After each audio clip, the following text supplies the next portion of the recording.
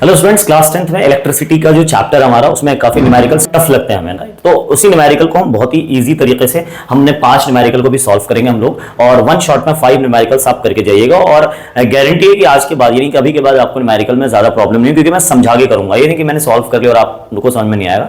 Definitely अगर आप बने रहोगे तो 5 के 5 न्यूमेरिकल आपको समझा के जाऊंगा, यानी 5 के 5 क्वेश्चन आपको समझा के जाऊंगा, राइट। क्लियर है? तो बने रहेगा वीडियो में। और हम स्टार्ट करते हैं पहला क्वेश्चन। सबसे फर्स्ट क्वेश्चन हमारा क्या, ये इलेक्ट्रिसिटी क्लास 10th का चैप्टर जो उसका एक्सरसाइज क्वेश्चन है, ध्यान रखिएगा। क्वेश्चन नंबर 1 की अगर हम बात करें तो बच्चों क्वेश्चन नंबर 1 में आप साफ साफ देख सकते हो, a piece of wire of resistance R is cut into 5 equal parts. These parts are then connected in parallel. If the equivalent resistance of this combination is R dash, then the ratio of R upon R dash क्या होगा, यानी R और R dash का ratio क्या होगा। देखो इसमें question ये कहा गया है, फर्स्ट क्वेश्चन की बात करें, हमारे पास एक वायर है, वायर को 5 इक्वल पार्ट्स में कट कर दिया है, वायर को 5 इक्वल पार्ट्स में कट कर दिया है, ठीक है, 1 2 3 4 5। और इस वायर की रेजिस्टेंस जो थी पहले वो R थी, तो जब इसको 5 इक्वल पार्ट में कट कर दिया तो ईच हर सेक्शन की, हर पीस की, जैसे 1 2 3 4 5, यानी सबकी वैल्यू टोटल R है, तो ये R/5, ये भी R/5 हो, ये भी R/5, और ये भी R/5, और ये भी R/5, सारे R/5 हो जाएंगे। सर कैसे?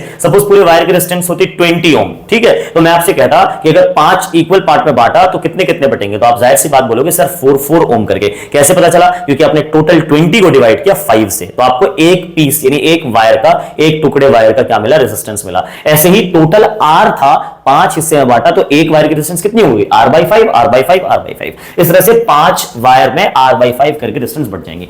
आगे कह रहा है कि इन सारे इक्वल पार्ट्स को कनेक्ट किस में करते हैं, कनेक्ट करते हैं पैरेलल में कनेक्ट करते हैं, ठीक है। तो पैरेलल में कनेक्ट करने के बाद जो इक्विवेलेंट रेजिस्टेंस आती है कॉम्बिनेशन की, वो R डैश आती है। तो बताइए R/R डैश की वैल्यू, R क्या है, पुरानी रेजिस्टेंस, और R डैश क्या है, इक्विवेलेंट रेजिस्टेंस। अब इनको हम कनेक्ट करने जा रहे हैं पैरेलल में। मान लो हमने इसको पैरेलल में कनेक्ट कर दिया है, इसकी टोटल रेजिस्टेंस निकालने का फॉर्मूला होता है 1/R equivalent is equal to 1/R1 plus 1/R2 plus 1/R3, ठीक है, प्लस 1/R4 और प्लस 1/R5। क्लियर हो गया? अच्छा, 1/R इक्विवेलेंट, R इक्विवेलेंट की वैल्यू आपको पहले दे दी है कि टोटल रेजिस्टेंस कितना है कॉम्बिनेशन की, R डैश, तो इसकी वैल्यू आ गई R डैश बराबर, ठीक है, 1/R1, R1 की वैल्यू कितनी है, R/5, पांचों की वैल्यू तो सेम है, तो 1/R/5 1/R/5, ठीक है, plus 1/R/5 plus 1/R/5 plus 1/R/5, कितनी बार आ गया, 5 बार आ गया, ठीक है। अच्छा, तो 1/R डैश की वैल्यू क्या हो जाएगी? अच्छा बेटा बताओ, 1/R/5, तो ये R/5 रेसिप्रोकल हो जाएगा ना, 5 सबसे ऊपर जाएगा, R नीचे,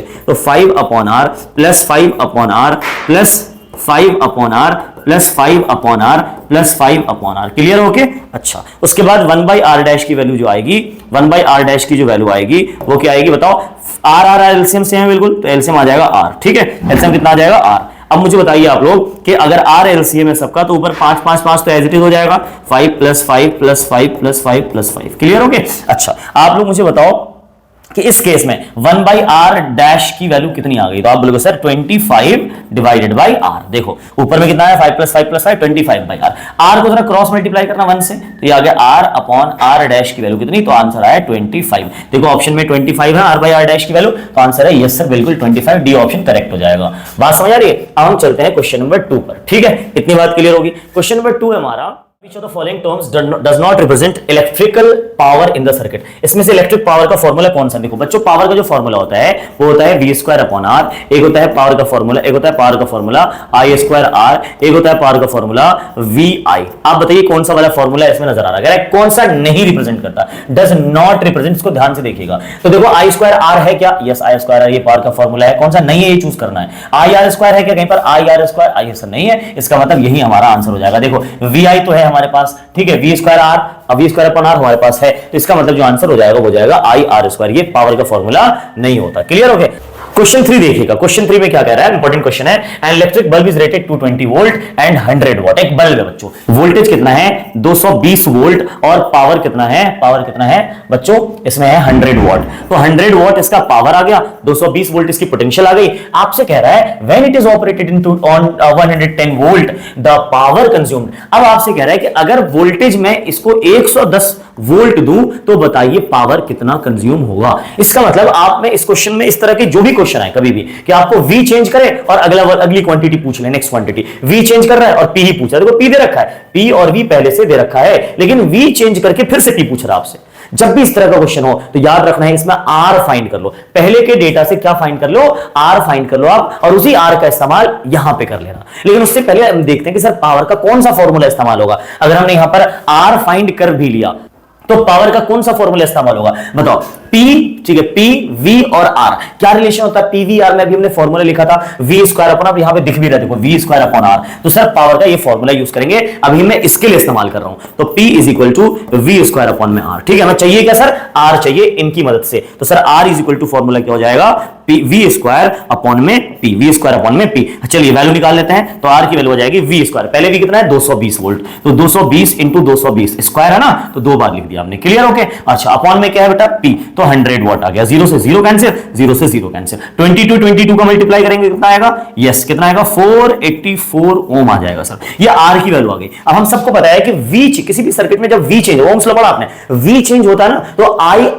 V चेंज होता है तो R कभी चेंज नहीं होता, V चेंज होने से I चेंज होगा, V is directly proportional right, but R is constant, तो R चेंज नहीं होता सर, तो इसलिए हम इस R का इस्तेमाल इनके लिए भी कर लेंगे। अब इसमें फॉर्मूला फिर से लगाना पड़ेगा sir, P is equal to V square upon में R, P is equal to V square की वैल्यू V कितना है 110, तो 110 इंटू 110 डिवाइडेड बाय R की वैल्यू कितनी है बच्चों, R की वैल्यू 484 आ गया हमारा, 484 वैल्यू रखेंगे। देखो 11 से कट करो, 11 4 जा 44, 11 4 जा 44, ठीक है, 11 1 जा 11 कट गया 11 से, फिर से 11 4 जा 44 और 11 1 जा 11, 10 और 10 आ गया ऊपर में, नीचे 4 कटेगा 2 से, तो 2 2 जा 4 और 2 5 जा 10, फिर से 2 5 जा 10, तो 5 इंटू 5 नीचे कुछ बचा नहीं, तो 5 इंटू 5 कितना आ गया 25 वॉट, 25 वॉट है ऑप्शन में, देखो 25 वॉट यस ऑप्शन में है। अगले क्वेश्चन में साफ साफ दिख रहा है कि एन इलेक्ट्रिक बल्ब, सॉरी अगले क्वेश्चन में साफ साफ दिख रहा है कि two conducting wires of same material and of equal length and equal diameter, देखो कितनी चीजें इक्वल कर दी, सेम मटेरियल है, इक्वल लेंथ है, इक्वल डायमीटर है, यार ये इक्वल इक्वल क्या क्या चीजें इक्वल हो गई, सेम मटेरियल मतलब रो इक्वल हो गया,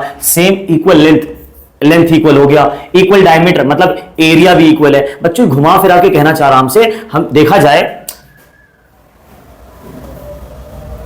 घुमा फिरा के हमसे कह रहा है, देखा जब ये कह सकता था ना सीधा सीधा कि R इक्वल है दोनों वायर का, इसने कहा दो वायर है दोनों की ये मटेरियल सेम है, यानी कि material same, length same, area same, तो ये कह सकता था ना सीधा सीधा कि R सेम है, क्योंकि इन तीनों से क्या मिलकर बना होता है, इन तीनों से मिलकर R बना होता है, तो R सेम हो गया, यानी दोनों वायर की क्या सेम है बच्चों, R सेम है, यानी दो वायर है हमारे पास, एक ये, दोनों की क्या सेम कर दी इन्होंने, R सेम कर दी, क्योंकि इनकी लेंथ भी सेम, ठीक है, इनकी लेंथ भी सेम, इसका एरिया भी सेम और इसका मटेरियल भी सेम है। तो सर क्या मतलब, इसका मतलब दोनों की जो रेजिस्टेंस है वो बिल्कुल क्या बच्चों सेम है। चलिए तो रेजिस्टेंस सेम, आगे क्या कह रहा है, are first connected in series, अच्छा पहले सीरीज में कनेक्ट किया, देन पैरेलल, अच्छा देन पैरेलल में भी कनेक्ट किया, कह रहा है in circuit across the same potential difference the ratio of heat produced in series and parallel. अच्छा सर मुद्दा हीट का है, हीट फाइंड करना आपको। चलिए लेकिन देखते हैं पहले कैसे कनेक्ट किया, तो पहले तो इसको कनेक्ट किया इसमें सीरीज में, तो ऐसा करते हैं पहले हम बात कर लेते हैं किसकी, पहले इन्होंने सीरीज की बात करी है, पहले इन्होंने सीरीज की बात करी है, तो पहले हम सीरीज की बात कर लेते हैं, क्लियर है। चलो दोनों वायर को जब सीरीज में कनेक्ट करेंगे बच्चों तो हीट निकालना, क्योंकि हीट तो चाहिए, देखो ना रेशियो किसकी चाहिए, हीट की चाहिए, हीट निकालना है किस किस का, हीट निकालना है पहले सीरीज का, फिर पैरेलल का, और फिर उसका क्या निकाल देना है, रेशियो निकाल देना है सर, ठीक है। तो पहले सीरीज का हीट निकाल के देखते हैं। चलो सीरीज में हीट कैसे निकालेंगे सर, इसकी distance R,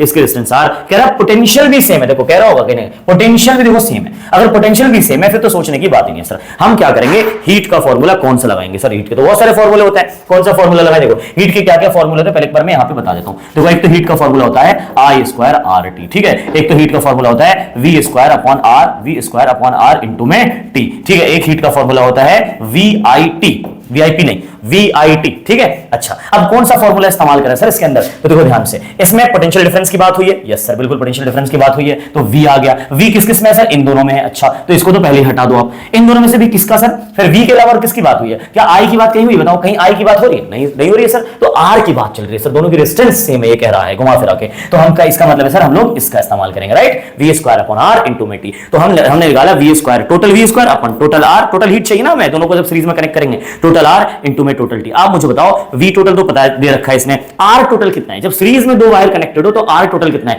R plus R कितना हो जाएगा बच्चों 2R, तो लिखेंगे हीट इन सीरीज, ये सीरीज में निकाल रहे हैं, तो V square upon total R है हमारे पास 2 टाइम्स ऑफ R, कैसे आया, ये भी R, सीरीज में क्या होता है R1 प्लस R2, यानी R प्लस R कितना हो गया 2R आ गया, तो 2R और T एज इट इज रहेगा ऊपर में।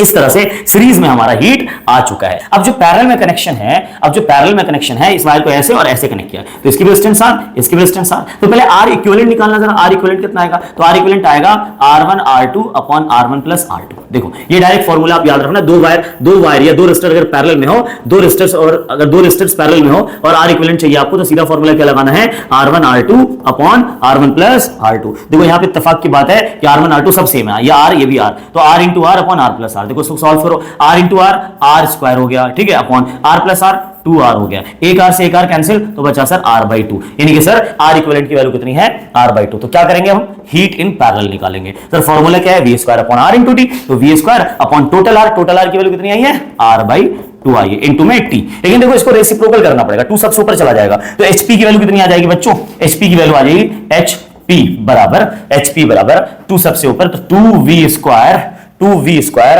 अपॉन में R इंटू में T, ये आ जाएगा, ठीक है। HS आ गया, HP आ गया। अब कह रहे हैं बच्चों क्या, कि रेशियो निकालिए, कोई बात नहीं है, हम HS बाई HP फाइंड कर देते हैं, HS बाई HP फाइंड कर देते हैं। बच्चों HS बाई HP फाइंड कैसे करेंगे, HS बाई HP फाइंड कैसे करेंगे बताइए। तो सर HS कितना आया, HS हमारे पास आया है V square T upon 2R, V square T upon 2R। अच्छा सर डिवाइड, देखो डिवाइड, इस डिवाइड को हम ऐसे नहीं लिख सकते, ऐसे भी तो लिख सकते हैं, ये डिवाइड। अच्छा डिवाइड के बाद तो किसको, HP क्या हमारे पास, HP सर ये HP आया है, तो HP को उठा के डालते हैं, 2V स्क्वायर T अपॉन में R आया है सर, क्लियर है। अच्छा इसको क्या करते हैं, इसको थोड़ा सा ना हम लोग क्या करते हैं, इसको मल्टीप्लाई बदलेंगे, तो इसका रेसिप्रोकल करना पड़ेगा, HS बाई HP बराबर V square T upon 2R into R/2V square into T।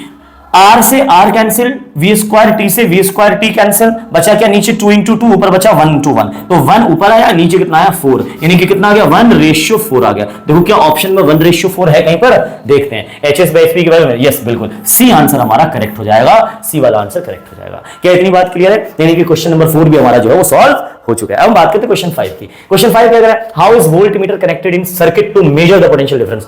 आपको ने पहले ही बता रखा है कि वोल्टमीटर को हमेशा हम पैरेलल में कनेक्ट करते हैं, जबकि एमीटर को किस में कनेक्ट करते हैं, सीरीज में कनेक्ट करते हैं। तो इसका आंसर हो जाएगा कि वोल्टमीटर को हम किस में कनेक्ट करते हैं, हम पैरेलल में कनेक्ट करते हैं। इस तरह से देखो हमने 5 क्वेश्चन को विद इन 10 मिनट्स, कुछ मिनट में ही हमने सॉल्व करके रख दिया है। और आप अगर इसमें और कोई दिक्कत हो, इसमें कमेंट सेक्शन में प्लीज कमेंट करके बताइएगा, इसके आगे भी हम सॉल्व करेंगे। ये सीरीज हमारा जारी रहेगा, ठीक है, चाहे क्लास 9th हो, चाहे क्लास 10th हो, चाहे क्लास 11th हो या 12th हो, इसके एनसीईआरटी के क्वेश्चंस की सीरीज चलती रहेगी। इसकी एक अलग प्लेलिस्ट बना दूंगा, वहां जाकर के आप कोई भी एनसीईआरटी के क्वेश्चंस इजीली देख सकते हो, एक्सरसाइज हो, सॉल्व एग्जांपल हो, सब करेंगे यहां पर, ठीक है। अगर आप नए हो तो सब्सक्राइब करके रख लीजिए, ताकि आगे आने वाले फ्यूचर में आपको जो है इस तरह के वीडियोस मिलते रहे और बहुत आसानी के साथ मैं आपको हर टॉपिक्स को, हर क्वेश्चंस को समझाऊंगा, ठीक है। मिलते हैं नेक्स्ट वीडियो में, थैंक यू सो मच।